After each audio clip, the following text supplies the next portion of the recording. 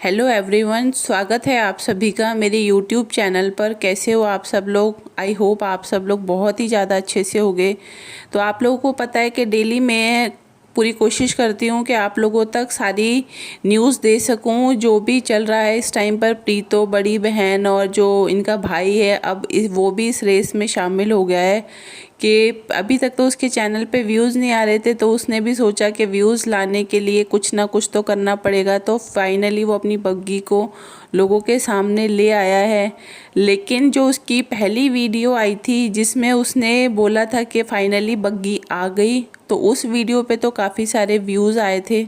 लेकिन उसके बाद जो उसने 3-4 वीडियो डाली बग्गी से रिलेटेड, तो मुझे लग रहा है कि बग्गी का जो कंटेंट है ना, वो भी बेचारे भाई के चैनल पे काम ज़्यादा कर पा नहीं रहा, क्योंकि ज़्यादा व्यूज़ नहीं आ पा रहे, क्योंकि लोग या तो इंटरेस्ट नहीं ले रहे या लोगों को बग्गी पसंद नहीं आई। तो कुछ तो ऐसा चक्कर है जो लोग ज़्यादा से ज़्यादा इसकी वीडियो को अभी भी नहीं देख रहे हैं, क्योंकि इसको बग्गा जो है, इसको एक उम्मीद जाग गई थी।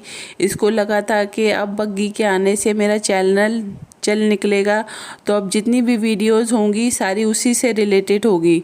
तो नहीं चल पा रहा है ये कंटेंट। अब देखते हैं आगे क्या। उसने लड़ाई की भी कुछ बातें बोल दी थी कि डेली हम दोनों की इस बात को लेकर लड़ाई हो जाती है, ताकि लोग सोचेंगे कि अभी से दोनों की किस चीज़ को लेकर लड़ाई हो रही है।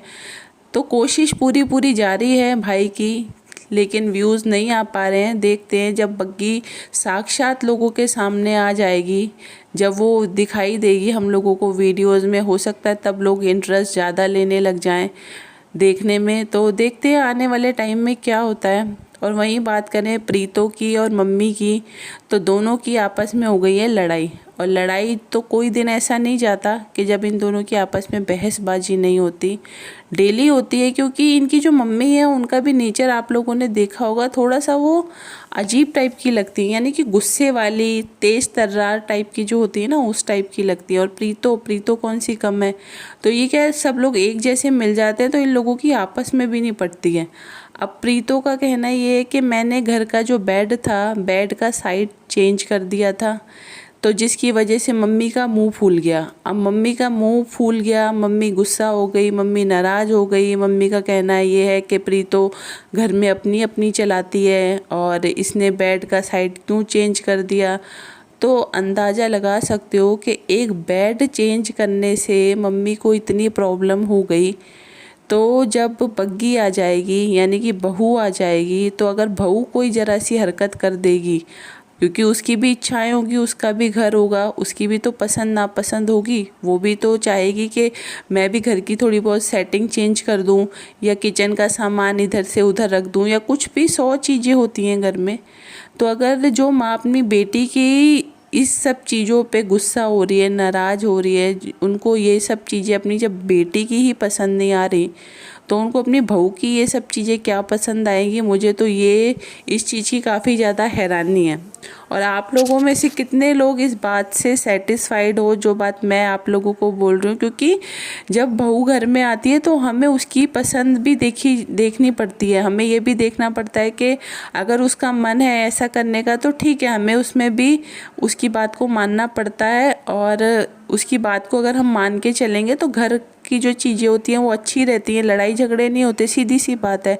लेकिन वही बात आ जाती है अगर रोक टोक की जाए उसकी चीज़ों पे कि तूने ऐसा क्यों कर दिया, तूने वैसा क्यों कर दिया।